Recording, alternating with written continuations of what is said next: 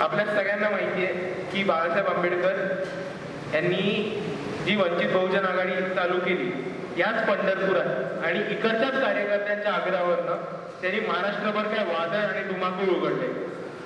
गेल्या 20 मेला 2018 साली पंढरपुरात धनगर नेत्यांच्या मागण्यांवरती वंचित बहुजन आघाडी चालू करण्यात आली आणि ह्या मार्च महिन्यात वंचित बहुजन आघाडी आणि भारिप बहुजन महासंघ हे एक होणार याची घोषणा बाळासाहेबांनी अकोल्यातनंच केली. मित्र, ह्याची पार्श्वभूमी लक्षात घ्या. आपण सगळ्यांनी वंचित बहुजन आघाडी याचा निर्णय घेतला. त्या निर्णयावरनं वंचित बहुजन आघाडीने एक जोर घेतला. त्या निर्णयावरनं वंचित बहुजन आघाडीने अख्ख्या महाराष्ट्रभर सभा लावल्या आणि त्याच वंचित बहुजन आघाडीने अख्ख्या महाराष्ट्रभर जे वादळ पेटवले त्याचा अंत होणार म्हणजे त्या सोलापूरमध्ये, आणि ते पण या 23 मेला जेव्हा निवडणुकीचा निकाल लागेल.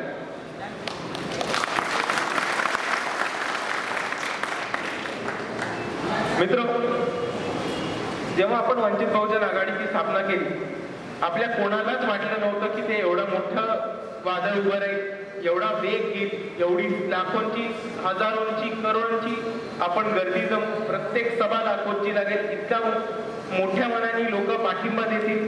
बऱ्याच ठिकाणी तुम्ही सगळ्यांनी सोशल माध्यमांवरती बघितलं असेल की बऱ्याच ठिकाणी बऱ्याच संख्येने आणि बऱ्याच मोठ्या अमाऊंटमध्ये निधी पण गोळा झालाय आणि ते फक्त आणि फक्त शक्य कारण तुमच्या सगळ्यांचा आमच्या पाठीमागे एवढा मोठा पाठिंबा आहे आणि आधार आहे. मित्र, मी पुढे जाऊन सांगतो, आज आम्ही सगळे तुमच्या समोर उभे कारण आपल्या सगळ्यांसमोर एक आणि एकच टार्गेट आहे, ते म्हणजे 2019ची निवडणूक. आपल्या सगळ्यांना माहिती आहे की ती निवडणूक किती महत्वाची आहे आणि ही निवडणूक आपण काही करून जिंकलं पाहिजे. ही निवडणूक आपल्याला इतकी महत्वाची आहे फक्त 2 कारण. ते 2 कारण मी असं म्हणतो की ते पहिलं कारण आहे एक सुनहरा मौका, एक गोल्डन ऑपॉर्च्युनिटी, आणि दुसरं आहे ते म्हणजे एक शेवटची संधी आणि एक चितावणी.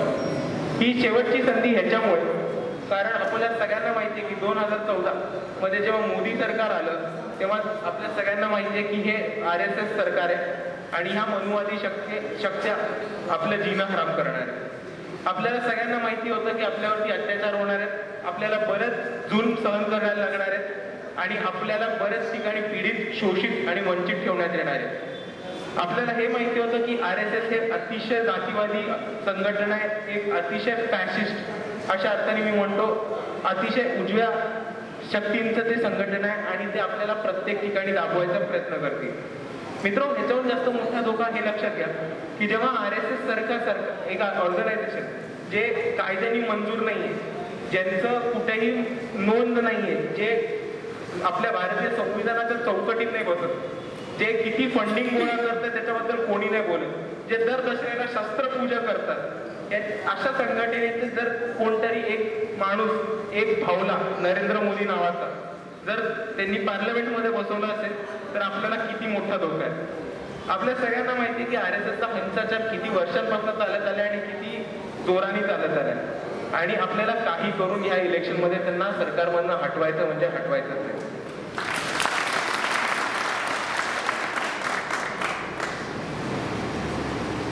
दलितांवरती कायम 70 वर्षांपासून भारताच्या इंडिपेंडन्स पासून आणि त्याच्या आधीपासून पण अत्याचार होत आले आणि आपण इकडे एकत्र येऊन लढायला पाहिजे. आपण हे सगळ्यांनी मान्य केले. पण मित्र हो, हे लक्षात घ्या की हा जो दलित अत्याचारांचा प्रमाण होता, हा जो जुलमांचा प्रमाण होता आणि अॅट्रॉसिटीजचा प्रमाण होता ते 2014 नंतर बरंच जास्त वाढलंय. आपल्या सगळ्यांना माहिती आहे की आपण एक हुशार PhD स्कॉलर रोहित वेमुलासारखा अतिशय ब्रिलियंट पोरगा, अतिशय ब्रिलियंट स्टुडंट जो दाखवू शकतो की रिझर्वेशनमुळे आणि बरोबर शिक्षणामुळे दलित समाजातला एक साधारण ते साधारण पोरगा किती मोठा स्कॉलर होऊ शकतो, त्याला या ठिकाणी या मनुवादी शक्त्यांनी मारण्यात आलं. तेलंगणामध्ये एक आंतरजातीय विवाहाच्या पोराला दगडाची त्याचं डोकं चिरडण्यात आलं. त्याच्यानंतर उन्हामध्ये काही बांधवांनी जेव्हा मेलीनी गाय उठल्याचं नाकारलं तेव्हा त्यांना जीपच्या मागे मारून अतिशय घाणेरड्या प्रकारे त्यांना बांबूनी आणि मेटलच्या रॉडनी मारण्यात आलं. ते का? कारण ते फक्त तिकडच्या प्रास्ताविक जातींना नाही म्हटले. मित्र, हे समजून घ्या की हे अत्याचार फक्त आणि फक्त दलितांवरती नाही तर ते मुसलमानांवर आणि बहुजनांवरती पण तितक्याच संख्येत होत आहेत. हे RSS सरकार त्यांना बहुजन हा शब्दच आवडत नाही आणि त्यांना बहुजन ही आयडेंटिटी हे अस्तित्व मिटवायचे. जेव्हा ते हिंदुत्वाची लाट आणतात तेव्हा ते काय करतात, सगळ्यांना उठवतात, सगळ्यांना पेटवतात, सगळ्यांना भडकवतात आणि म्हणतात तुम्ही हिंदू आहात, तुम्ही हिंदू आहात. तर मित्रांनो, तुम्ही ह्याचं मागचं षडयंत्र लक्षात घ्या. जेव्हा कोणाला तुम्ही लढायला हवा असाल, जेव्हा तुम्ही त्यांना मारामारी करायची असेल, जेव्हा त्यांना तुम्ही रस्त्यावरती उतरायला हवा असाल, तेव्हाच फक्त तुम्ही हिंदू होता. जर तुम्ही कुठली तुमची कामं, मदत किंवा गरज मागायला गेलात तर मग ते तुमची बरोबर जात काढतात. हा इतिहास आपण सगळ्यांनी ऑब्झर्व केलाय किंवा बघितला आहे का? सगळ्यांनी बघितलंय, आपल्या सगळ्यांच्या निरीक्षणामध्ये आलंच असेल. त्याच्यानंतर मी पुढे जाऊन सांगतो मित्रांनो की 2014 नंतर जे वातावरण आलं ते मुसलमानांसाठी सगळ्यात भयानक वातावरण हे भारतात आलंय. भर चौकात मुसलमानांचा कत्ल करण्यात आला, लिंचिंग ज्याला म्हणतो ते बऱ्याच प्रमाणात वाढलंय आणि मुसलमानांना एक खूप खूप मोठी भीती आली. तीच भीती जाणून MIM आणि भारिप बहुजन महासंघ, वंचित बहुजन आघाडी यांची युती होऊन एक दलित मुस्लिम युनिटी पुढे आपण ट्राय केलंय आणि एक लाखो आणि हजारोंच्या संख्येत आपण इकडे मुस्लिम बांधव आणि दलित बांधव एकूण सगळ्यांच्या पुढे आलो आणि ह्याची सगळ्यात जास्त भीती कोणाला बसली आहे तर ते भाजपला. पण ह्याचा धक्का भाजपपेक्षा जास्त काँग्रेसला बसला याचं मला आश्चर्य वाटतं. तुम्हाला सगळ्यांना माहिती आहे की जेव्हापासून MIM आणि वंचित बहुजन आघाडीच्या लाखोच्या आणि हजारोंच्या सभा व्हायला लागल्या आणि इतका प्रतिसाद मिळायला लागला तेव्हा सगळ्यांनी काँग्रेसने एक अपप्रचार चालू केला की ही भीती नाही, हे प्रकाश आंबेडकरांनी पैसे खाल्लेत भाजपकडनं, प्रकाश आंबेडकर हे RSSचे हस्तक्षेप आहेत. ह्याच्या मागचं तुम्ही कधीतरी षडयंत्र लक्षात घ्या. मित्रांनो, हे लक्षात घ्या की ह्यांनी आपल्या बहुजनवादी चळवळीचं आणि ह्यांनी आपल्या जाती अंताच्या लढ्याचं, यांनी आपल्या समानतेच्या लढ्याचं एक व्हॉलीबॉल केलं. या साईडला बसले राष्ट्रवादाचे ठेकेदार आणि ह्या वाचलेला बसले धर्मनिरपेक्षतेचे ठेकेदार. तुम्ही यांच्या विरोधात काही बोलत तर तुम्ही भाजपची बी टीम, तुम्ही RSS वाले, तुम्ही संघी. तुम्ही ह्यांच्या विरोधात काही बोललात तर तुम्ही देशद्रोही, तुम्ही आतंकवादी, तुम्ही नक्षलवादी. आणि ह्या सगळ्यांना आपण आता परत कंटाळू आणि ह्या सगळ्या सिस्टीमला आपल्याला उचलून साईडला फेकून द्यायचं आणि म्हणायचं की आता तुम्ही सगळे वा बाजू, आता आम्ही पुढे जाणार आणि काही केल्यास सत्ता आम्ही आमच्याच हाती घेणार. मित्र, आपल्या सगळ्यांना माहिती आहे की भारतात एक तिसरी आघाडी नेहमीच होती, की भाजप होतं, काँग्रेस होतं आणि एक थर्ड फ्रंट नेहमीच होतं. ते साऊथ मधले पार्टी एकत्र येऊन येत असतील, ममता बॅनर्जी किंवा सोशलिस्ट पक्ष किंवा डावे पक्ष एकत्र येऊन येत असतील. पण तुम्ही हे सगळ्यात पहिल्यांदा बघितलं असेल की कुठल्यांनी त्यांना की तिसऱ्या आघाडीला बी टीम म्हणण्यात आले. तर जर पहिल्यांदा वंचित बहुजन आघाडी जी अतिशय कमी गिनती असलेल्या बहुजनांना, दलितांना आणि अतिशय वंचित असलेल्या समूहांना ज्यांची गिनती पण नाही होत यांना एकत्र घेऊन पुढे जात असताना जर हा बी टीमचा आरोप होत असेल आणि बाकीच्या कुठल्याही प्रस्थापित तिसऱ्या आघाडीवरती हा आरोप नसेल होत तर ह्याला मी निव्वळ काँग्रेसचा जातीवादच मांडतो. आणि मित्र हो, हे लक्षात घ्या की जेव्हा आपण RSS आणि भाजपला बाहेर काढण्याच्या सत्तेचं बोलतो आणि आपल्याला त्यांच्यापासून धोका हे समजून घेतो तेव्हा आपल्याला हे पण समजलं पाहिजे की काँग्रेस काही वेगळं नाही. तुम्हाला सगळ्यांना गेले 2 दिवस रत्नागिरी सिंधुदुर्गचे बांदिवडेकर यांच्याबद्दल चर्चा चालू असेल, हे ऐकलंच असेल. हे बांदिवडेकर कोण आहेत तर ते एक सनातनचे अधिकारी आहेत. आपल्या सगळ्यांना सनातन संस्था माहिती आहे. इकडे त्यांचे 4 गुन्ह्यामागे त्यांच्या पोलिसांना संशय त्यांच्यावरती आहे. हे अतिशय डेंजरस संस्था आहे ज्यांच्या बॉम्ब ब्लास्टच्या मागे हात आहे आणि ज्यांच्या वेगवेगळ्या पदाधिकाऱ्यांच्या घरी घातक RDX मिळाले. अशा संस्था जी RSS पेक्षा पण एक वेळ डेंजरस असू शकते, अशा माणसाच्या पदाधिकाऱ्याला काँग्रेसनी तिकीट दिलंय आणि ह्याच्यावर गंभीर बाब नाही होऊ शकत. मित्रांनो, हे लक्षात घ्या की काँग्रेसने भाजपला जी हरवायची स्ट्रॅटेजी ठरवली ती अतिशय चुकीची ठरवली. जर कोणी हिंदुत्ववाद मांडत असेल तर तुम्हाला दुसऱ्या बाजूनी पुरोगामित्वच मांडायला लागेल. जर कोणी हिंदुत्ववाद एका साईडला मांडत असेल तर तुम्हाला त्याचं उत्तर बहुजनवादानीच दिलं पाहिजे. जर कोणी एका ठिकाणी हिंसाचार मांडत असेल तर त्याचं उत्तर तुम्हाला प्रेमानीच दिलं पाहिजे. सॉफ्ट हिंदुत्व हे कधीही हार्ड हिंदुत्वाचं उत्तर नसतं. तुम्ही समजून घ्या की जेव्हा हिंदुत्वाची लाट आली आणि त्यांनी त्या हिंदुत्वाच्या लाटेने मोदींना निवडून दिलं, तेव्हा काँग्रेसची ही स्ट्रॅटेजी असायला पाहिजे होती की भारत हा धर्मनिरपेक्ष देश आहे. इकडे मुसलमानांना, दलितांना, बौद्धांना, शिखांना, ख्रिश्चनांना, हिंदूंना, जैनांना तितकाच अधिकार आहे जितका एका सर्वसामान्य माणसाला किंवा तितका एका नास्तिकाला आहे. पण काँग्रेसने काय केलं? नाही. काँग्रेसने म्हटलं नाही, आमचा पण गोवाच्या वरती बंदीला बरोबर नाही. राहुल गांधी सगळीकडे जाणीव चालत फिरले, राहुल गांधी सगळ्या मंदिरात फिरले. अरे असं कुठे होतं?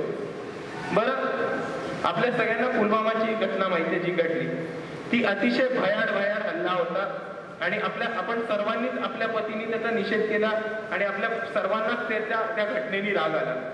पण मित्रांनो, हे लक्षात घ्या की पुलवामाच्या दुसऱ्या दिवशी नक्की सांगलीत काय घडलं? सांगलीत काँग्रेसच्या एका शाखेला पुलवामा कांडच्या निषेधाला एका माणसाला बोलवण्यात आलं. म्हणून मित्रांनो, मी परत इकडे आवर्जून सांगतो की पुलवामा हा एक आतंकवाद्यांचा भयाड हल्ला होता आणि आपण सगळ्यांनी त्याचा कट्टरपणे निषेध केला पाहिजे. पण तुम्हाला दादा काँग्रेसची गंमत सांगतो. काँग्रेसने जो निषेधाचा प्रोग्राम अरेंज केलेला त्याला चीफ गेस्ट म्हणून कोणाला बोलवलेलं माहितीये? कोणी सांगू शकेल इकडे? कोण? भिडे. बरोबर. आता मित्र, तुम्ही मला सांगा, जर तुम्ही एका आतंकवाद्याच्या घटनेला निषेध करत असाल तर त्या निषेधाच्या सोहळ्याला तुम्ही दुसऱ्या आतंकवादाला का बोलवता?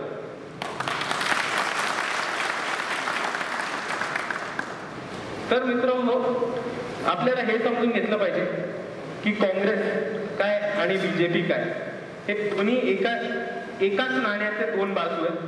हे दोन्ही बहुजनवादाला, मुसलमानांना आणि आंबेडकरी चळवळीला तितक्याच घातक शक्त्या ठरल्या जितक्या की RSS ठरले.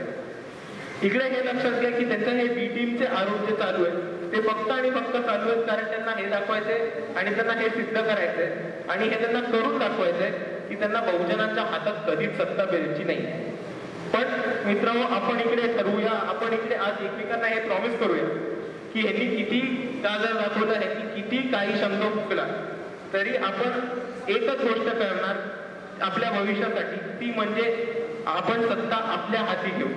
जेव्हा आपण सत्ता आपल्या हाती घेतो तेव्हा आपण इकडचे किंग मेकर्स बनतो, आपण आपल्या भविष्याचे क्रिएटर बनतो. आणि we are creators, we are not followers, हे लक्षात ठेवा. आम्ही कोणाचे गुलाम नाही, तर आम्ही इकडचे राजे बनवणार आहोत. तर हेच सांगायचं मित्रांनो की ही सत्ता हातात घेणं म्हणजे काय आणि स्वतःचा निर्णय घेणं म्हणजे काय.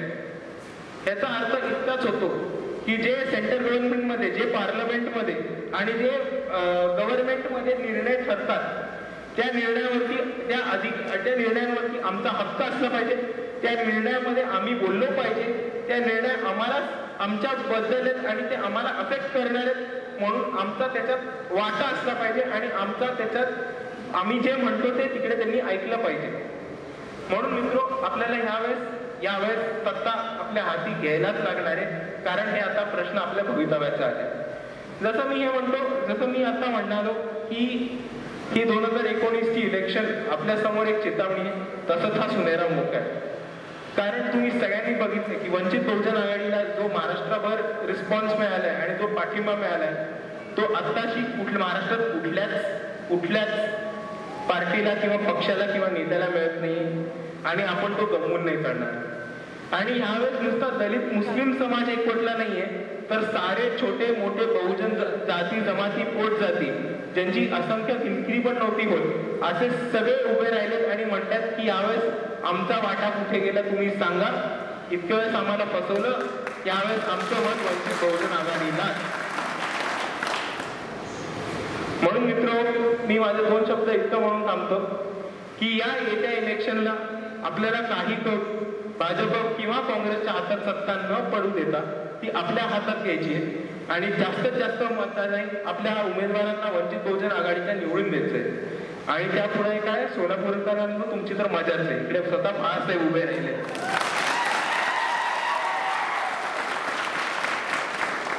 म्हणून मी इतकंच म्हणतो की जे गेले 5, 6, 10, 50 वर्ष तुमच्यासाठी लढले जे गेले तुमच्यासाठी 50 वर्ष झगडले त्यांना आता तुम्ही साथ दिलीच पाहिजे आणि त्यांना संसदेत निवडून दिलंच पाहिजे, कारण जर तो आवाज संसदेत पोहोचला तर मोदी पण शांत बसेल तिकडे गपचूप.